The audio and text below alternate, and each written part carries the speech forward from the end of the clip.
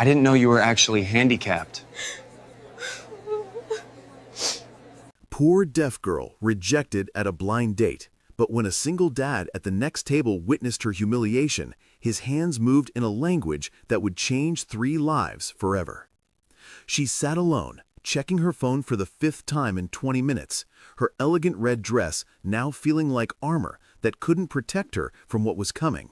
The rain hammered against the windows of the Bluebird Cafe, but nothing could drown out the sound of her heart breaking when the man across from her spoke the words that shattered her world.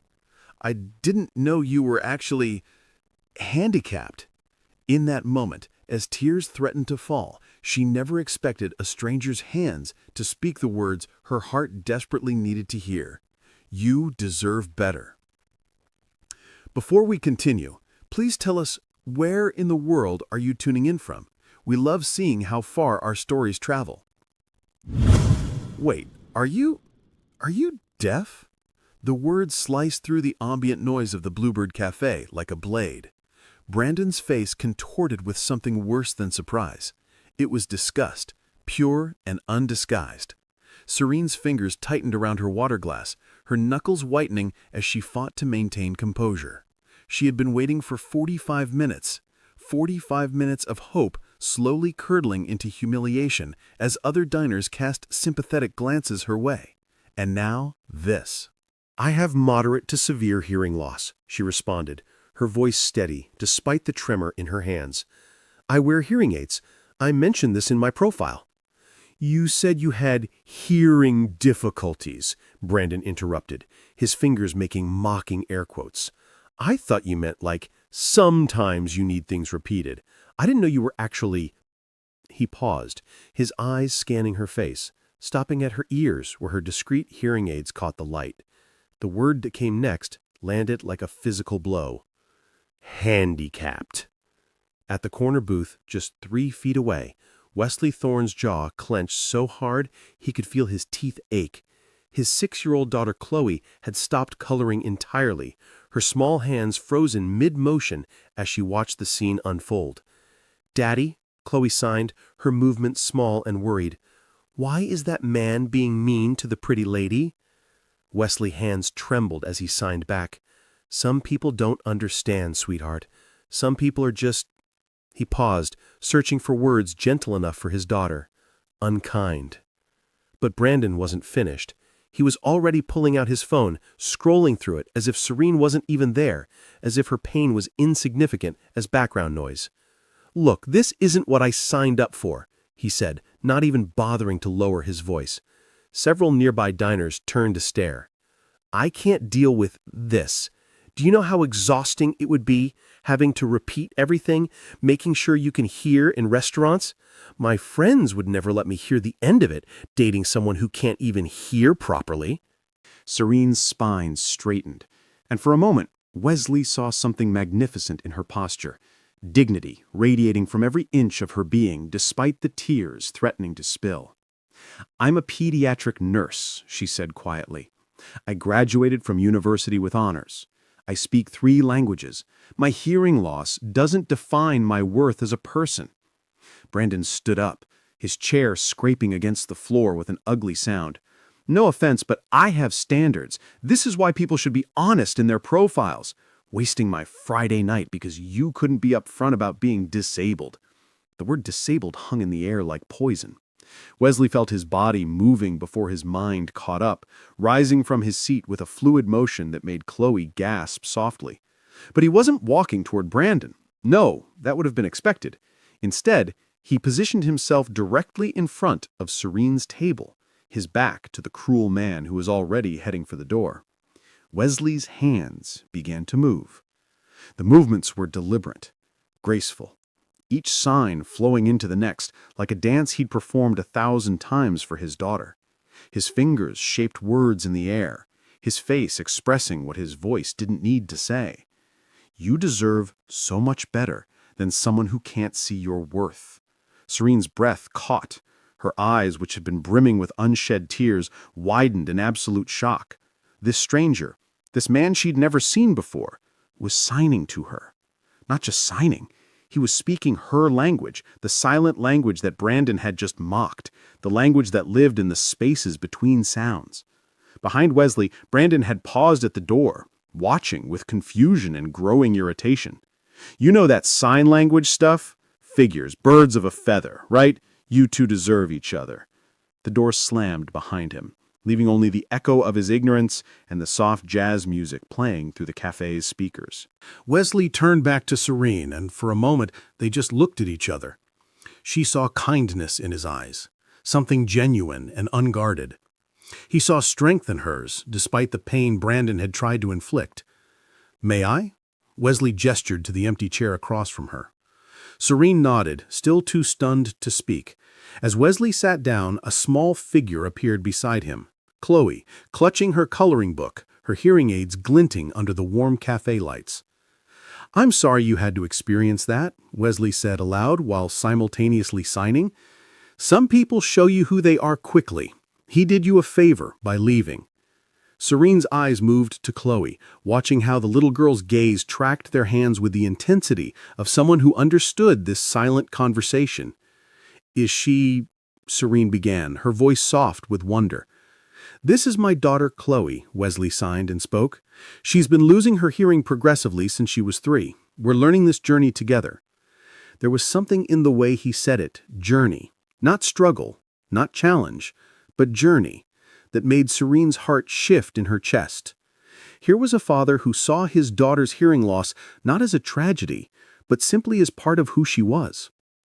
"Hi," Chloe signed shyly, stepping closer to Serene. "You're pretty. That man was mean. Daddy says mean people are just scared of things they don't understand." A laugh bubbled up from Serene's chest, unexpected, genuine, transforming her entire face. She signed back, her movements becoming more animated. "Thank you, sweetie. You're pretty too. I love your rainbow shirt. Is that a dinosaur on it?" Chloe's face lit up like Christmas morning. "It's a brachiosaurus. Do you know the sign for dinosaur?" She demonstrated, her small hands making the shape enthusiastically. Wesley watched them interact, something warm unfurling in his chest. He hadn't seen Chloe connect with someone this quickly since Angela. The thought of his late wife brought a familiar ache, but it was softer now, less sharp than it used to be. 2 years had passed since that morning when a drunk driver had stolen her from them, leaving Wesley to navigate single parenthood and Chloe's progressive hearing loss alone. He'd learned sign language out of necessity at first, staying up late watching YouTube tutorials, practicing in mirrors, his hands clumsy and uncertain. But what had started as necessity had become something beautiful, a secret language between him and his daughter, a way of saying I love you that belonged only to them. "You signed beautifully," Serene said to Wesley, pulling him from his thoughts. "How long have you been learning?" 3 years now, since Chloe's diagnosis. It was overwhelming at first. I remember sitting in the audiologist's office, listening to them explain about progressive hearing loss, feeling like the world was ending. But then, he looked at his daughter, who was now showing Serene her coloring book. Then I realized it wasn't an ending, it was just a different beginning. Serene's eyes glistened. "Most people don't see it that way. My ex certainly didn't. He said my hearing loss made everything too complicated." That was his favorite word, complicated, as if relationships aren't supposed to require effort. "Can I tell you a secret?" Chloe signed suddenly, looking at Serene with the serious expression only a 6-year-old could manage. Serene nodded, leaning in conspiratorially. "Sometimes," Chloe signed, "when it's really noisy and I turn my hearing aids off, it's like having a superpower. I can make all the loud things quiet. And then Daddy and I talk with our hands, and it's like we have a magic language that not everyone knows." Wesley's throat tightened. Trust his daughter to find magic where others saw only limitation. "I know exactly what you mean," Serene signed back. "When I was in nursing school, after I lost most of my hearing, I thought it would end my career. But you know what? Now I work with children who are scared of hospitals, and when I show them my hearing aids, when I teach them a few signs, they realize I'm different too, and suddenly they're not so scared anymore."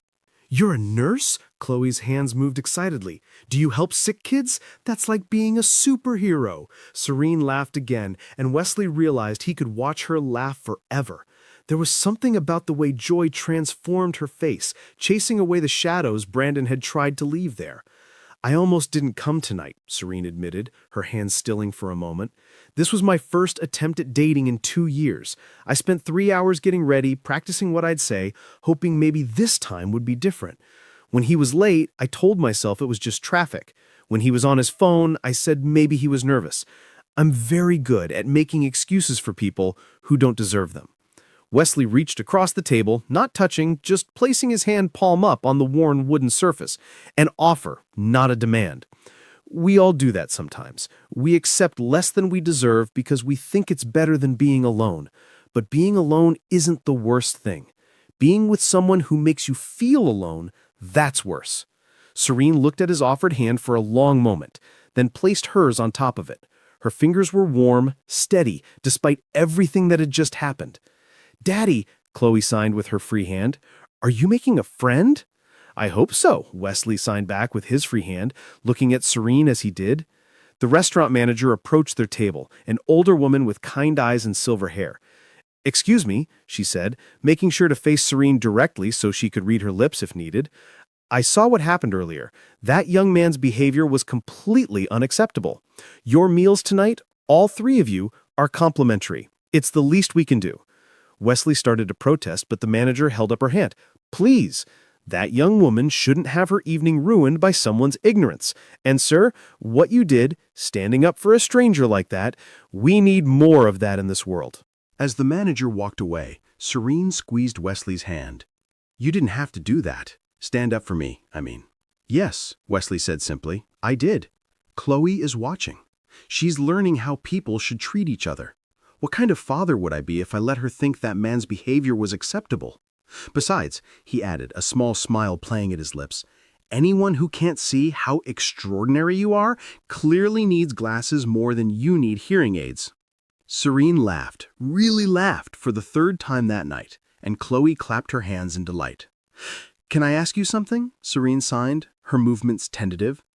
Your wife, Chloe's mother, is she... Wesley's smile dimmed slightly but didn't disappear. Angela died 2 years ago. Drunk driver, early morning run. She never came home. He paused, his hands still for a moment. She would have loved you.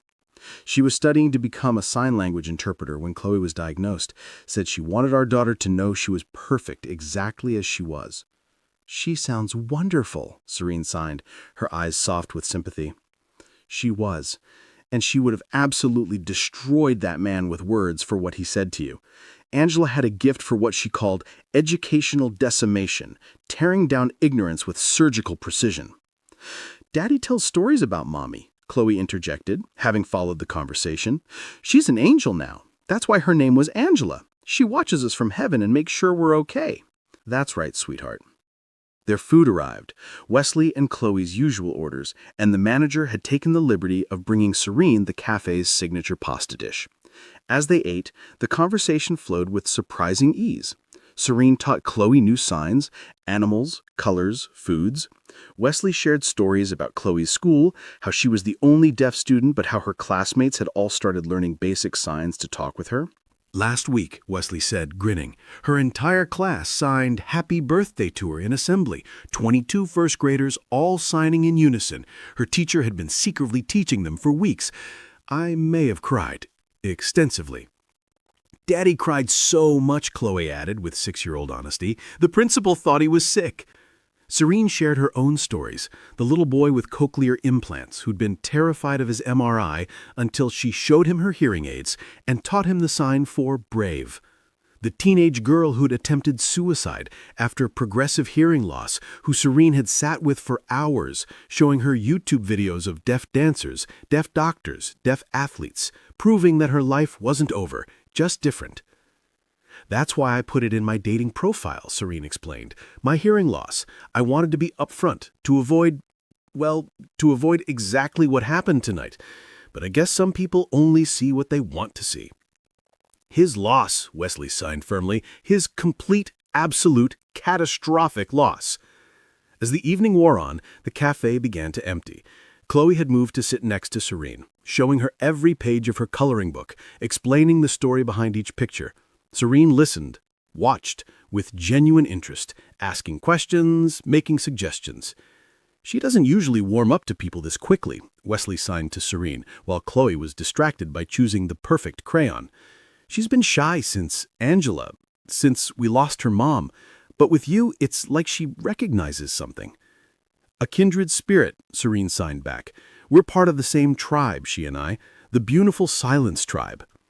Wesley had never thought of it that way, but watching his daughter and this remarkable woman communicate with such easy joy, he understood. They shared something beyond hearing loss. They shared the knowledge that different didn't mean less than. "It's getting late," Wesley finally said, noting it was past Chloe's bedtime. The little girl was starting to yawn, her signs becoming slower. "Of course." Serene started to stand. "Thank you for everything. For showing me that not everyone is like Brandon." "Wait," Wesley said, pulling out his phone. "Chloe and I have breakfast every Saturday morning, 9 o'clock. Magnolia Pancake House on Cherry Street. They have the best chocolate chip pancakes in Burlington, and it's quiet enough for easy conversation. Would you like to join us tomorrow?" Serene hesitated for a moment, and Wesley felt his heart skip. Had he overstepped? Was he moving too fast? "Please come," Chloe signed sleepily. "I want to show you my book about butterflies, and Daddy makes the worst jokes, but I bet you'll laugh anyway." "Hey," Wesley protested, but he was smiling. Serene looked between them, this father who'd stood up for her dignity without being asked, this little girl who saw her hearing aids as something to connect over rather than something to stare at, and felt something shift in her chest, something that had been closed since her last relationship ended, since she decided maybe she was meant to be alone. "I love chocolate chip pancakes," she signed to Chloe. Then to Wesley, 9 o'clock? 9 o'clock, he confirmed, trying not to smile too widely as she entered her number into his phone. As they prepared to leave, Wesley helped Chloe with her rain jacket, making sure her hearing aids were protected. Serene watched them, the practiced way Wesley checked the devices without making it seem like a big deal, the way Chloe automatically tilted her head to help him. "Thank you," Serene said as they stood by the door, "for reminding me that I deserve better." "You don't need reminding. You just needed someone else to see what was already true." They parted ways in the parking lot, the rain having softened to a gentle mist. Wesley buckled Chloe into her car seat, and immediately she began signing rapidly about how nice Serene was, how pretty, how she knew all the butterfly signs. Could she please, please, please come to breakfast tomorrow? "She already said yes, sweetheart," Wesley reminded her. "But what if she forgets? What if she decides we're not cool enough?" Wesley met his daughter's eyes in the rearview mirror. "Then we'll eat chocolate chip pancakes and be grateful we met her tonight. But I don't think she'll forget." In her own car, Serene sat for a moment before starting the engine. She touched the pearl necklace at her throat, a gift from her grandmother, who'd also been deaf. "Never let anyone make you feel less than whole," her grandmother had signed to her years ago. "You're complete exactly as you are. The right person won't see your deafness as something to overcome. They'll see it as part of your story, part of what makes you who you are." She thought those were just comforting words, the kind of thing grandmother said. But tonight, watching Wesley's hands shape words in the air, watching him teach his daughter that her hearing loss was a journey rather than a tragedy, she finally understood what her grandmother meant. Saturday morning arrived gray and drizzly, but inside Magnolia Pancake House it was warm and bright. Wesley and Chloe had arrived 15 minutes early, Chloe insisting they get their usual table by the window. She'd brought her butterfly book and had practiced showing Serene the sign for each species. At exactly 9 o'clock, Serene walked in, shaking raindrops from her umbrella.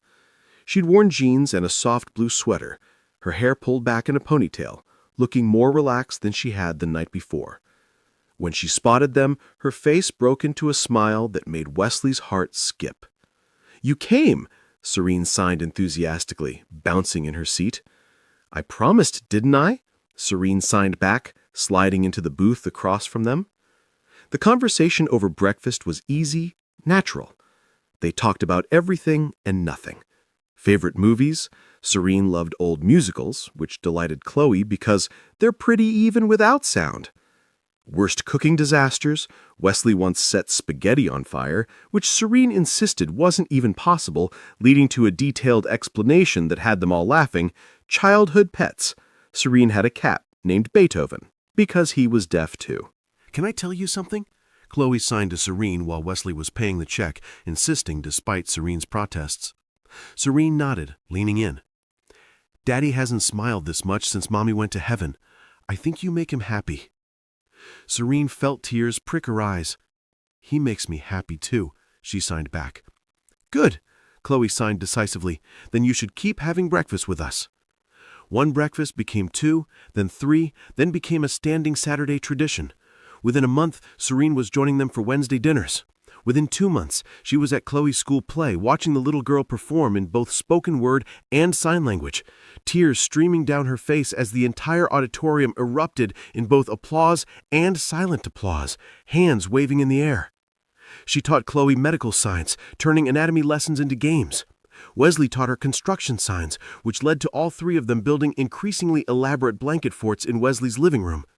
They created their own signs, family signs that belonged only to them. A sign that meant Pancake Saturday, another that meant Butterfly Friend, Chloe's name for Serene, and one that meant Our Person, that Wesley used for both Serene and Chloe. 3 months after that first night, Wesley was driving Serene home from dinner when she suddenly said, "Pull over." Concerned, Wesley immediately pulled into a parking lot. "Are you okay? Did I?" She silenced him by leaning across the console and kissing him. When they pulled apart, both breathing heavily, she signed, "I love you. I've been wanting to tell you for weeks, but I was scared that I was reading too much into things, that maybe you were just being kind." Wesley cut her off with another kiss. Then, pulling back, he signed slowly, deliberately, making sure she could see every movement clearly in the dim light of the street lamp. "I love you too. Not because you need someone to stand up for you. You don't. Not because Chloe loves you, though she does, completely. I love you because you see the world the way we do. Because you've shown us that our small family isn't broken, it's just waiting for the right person to make it complete." 6 months later, on a sunny September afternoon that was nothing like that rainy night they met, Wesley proposed. He did it at the Bluebird Cafe. But Wesley had coordinated with the staff, and when he got down on one knee, the entire restaurant was full of their friends and family. He signed his proposal, his hand steady despite his racing heart. "You've taught me that love doesn't need words to be heard. Will you marry me?" Chloe stood beside him, holding a sign that read, "Say yes, I already picked my flower girl dress." Through happy tears, Serene signed back, "Yes, 1,000 times yes." Their wedding, held the following spring at Waterfront Park, was unlike any the guests had ever attended. Every word was both spoken and signed. Chloe, as flower girl, signed a poem about family she'd written herself. Wesley's vows made everyone cry. "Serene, you walked into our lives when we thought we were complete and showed us we were wrong. You didn't fill a void. You expanded our capacity for joy. You've taught Chloe that her differences are superpowers. You've taught me that the best conversations happen in silence. You've shown us both that family isn't about perfection. It's about choosing each other every day exactly as we are." Serene's vows were equally moving. "Wesley, Chloe, you saved me on a night when I thought I wasn't enough. You showed me that the right people don't see my deafness as an obstacle to overcome, but as part of my story to embrace. You've given me a family that speaks my language, not just ASL, but the language of unconditional acceptance. I promise to love you both with my hands, my heart, and every part of who I am." During the reception, Wesley's best man revealed something that made everyone reach for tissues. After that night at the restaurant, Wesley had started a support group for single parents of children with hearing loss. What began as 5 people meeting in his living room had grown to over 50 families. They met monthly, sharing resources, teaching each other signs, creating a community where no one had to face the journey alone. Wesley could have just walked away that night, his best man said, but he stood up, and he's been standing up ever since, for his daughter, for Serene, and for every family who's ever felt alone in their journey. Serene started volunteering at the Children's Hospital, specifically with young patients adapting to hearing loss. She would sit with them, show them her hearing aids, teach them signs, and tell them her story. The night someone tried to make her feel worthless, and how it led her to a family who knew her worth. Different doesn't mean broken, she would tell them, signing as she spoke. It just means you experience the world in your own beautiful way. One day, a 12-year-old girl who'd recently lost her hearing in an accident asked Serene, "Will anyone ever love me now?" Serene pulled out her phone and showed her a picture from their wedding. Wesley signing his vows, Chloe beaming between them, everyone in the audience using sign language. The right person won't love you despite your differences. They'll love you including them, because of them, with them. Your deafness isn't something to overcome. It's part of your story, and your story deserves love. 5 years after that night at the Bluebird Cafe, Chloe stood in front of her 6th grade class for a presentation about heroes. She was 11 now, confident, bright, fully fluent in ASL, and proud of who she was. She signed as she spoke clearly. Some people think being deaf means something is missing, but in my family, being deaf brought us together. It gave me a dad who learned a whole new language for me. It brought me Serene, I call her mom now, who shows me every day that our differences make us special, not less than. She clicked to the next slide, showing a picture from the recent support group picnic, over 100 people all signing together in the park. My family started because one mean man couldn't see how amazing Serene was. But my dad did. He saw her worth when she couldn't see it herself. And now we help other families see that hearing loss isn't the end of the story. It's just a different chapter. Her teacher later told Wesley and Serene that there wasn't a dry eye in the classroom.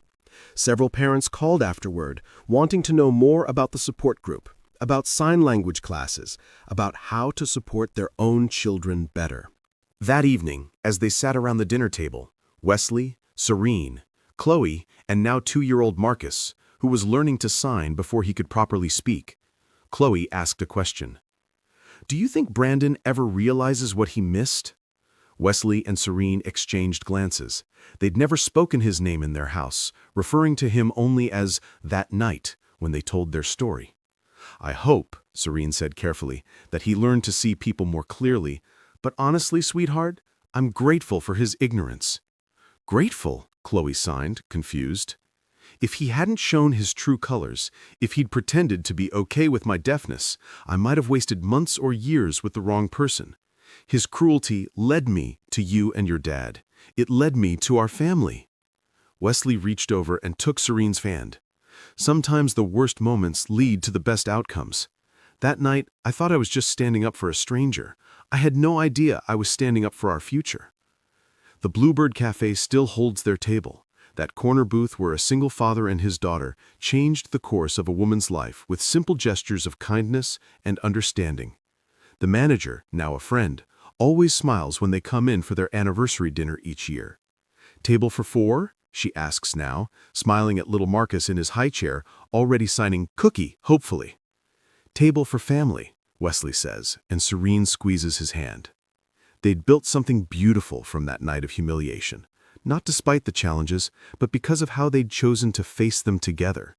Their home was full of laughter and silence in equal measure, conversations that happened in gestures and expressions, love that didn't need sound to be heard. Sometimes, late at night, when the kids were asleep and the house was quiet, Wesley and Serene would sit together on their porch, signing in the darkness, their hands visible only to each other in the soft glow of the porch light. "Do you ever wonder what would have happened if I hadn't stood up that night?" Wesley signed once. Serene thought for a moment, then signed back. "I would have gone home, cried, maybe given up on dating altogether. I would have survived, but I wouldn't have lived. Not like this." "And us?" Wesley asked. "We would have found each other," Serene signed with certainty. "Maybe not that night, maybe not at the Bluebird Cafe, but somehow. Love like this, it finds a way." Their story spread through the community. The local news did a feature on their support group. The Bluebird Cafe put up a small plaque at their table that simply read, "Where love speaks louder than words." Parents of deaf children reached out from across the country, seeking advice, comfort, community. Wesley expanded his construction company, making sure all his sites were deaf-friendly, hiring several deaf contractors, proving that communication on a construction site didn't require hearing, it required understanding. Serene became the hospital's first deaf services coordinator, creating programs that made medical care accessible for all patients, regardless of hearing ability. But at the center of it all was their family, a testament to the fact that love doesn't discriminate based on ability, that the best families are built on acceptance, and that sometimes the person who sees your worth when the world doesn't becomes your whole world. One day, Chloe asked Serene to teach her a new sign. "I want to create one that means our family," she explained, "something that's just ours." Together, they created it, a combination of different, beautiful, and together. It became their family sign, the one they used to end every conversation, every good night, every goodbye. "Perfectly unique," Serene translated it once for a curious friend. "That's us," Chloe agreed, beaming. "Perfectly unique." In the end, that rainy night at the Bluebird Cafe hadn't been an ending, it had been the beginning of everything. Brandon's cruelty had inadvertently created space for something genuine to bloom. His inability to see Serene's worth had led her directly to people who saw nothing but worth in her. Wesley often thought about that moment when he stood up, when his hands moved to sign those 3 simple words, "You deserve better." He'd meant them as comfort, as basic human kindness. He had no idea he was actually signing the prologue to their love story. And Serene, who'd walked into that cafe expecting maybe a pleasant dinner and walked out with the beginning of a family, understood now what her grandmother had always known. The right people don't see your differences as flaws to overcome. They see them as part of your constellation, the unique pattern that makes you who you are. The Bluebird Cafe still serves the best coffee in Burlington. Couples still meet there for first dates. Hearts still break there sometimes, and hearts still mend. But in one corner booth, where a single father stood up for a stranger's dignity, where small hands signed "You're pretty" to a woman who'd just been called handicapped, where love proved that it needs no sound to be heard, in that booth, miracles happened. And they continue to happen every time someone chooses to see worth where others see weakness. Every time someone stands up for a stranger, every time someone signs or speaks or shows in any language, "You deserve better." Because everyone does. And sometimes, on rare and beautiful occasions, better is exactly what they find. If this story touched your heart, if it reminded you that love sees no barriers, that families come in all forms, and that the worst moments can lead to the best outcomes, please subscribe to Everbell's Stories. Share this with someone who needs to hear that they are perfectly unique, that their differences are their strengths, and that the right people will love every part of who they are. Remember, in a world where you can be anything, be the person who stands up, who signs "You deserve better," who sees worth where others don't, because that's how love stories really begin.